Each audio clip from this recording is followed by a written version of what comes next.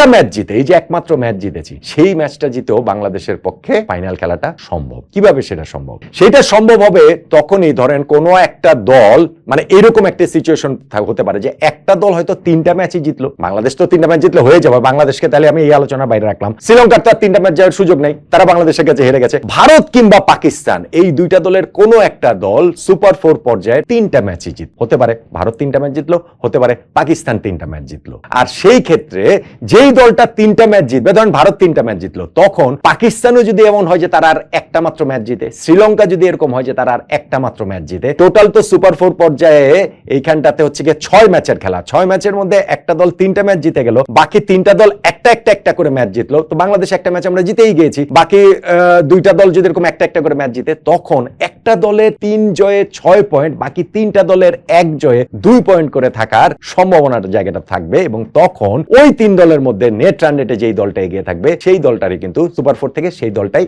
ফাইনালে আসলে খেলবে। তাহলে বাকি 2টা ম্যাচ আমরা হেরে গেলেও ফাইনালে খেলতে পারি নেট রান রেটে এগিয়ে থেকে।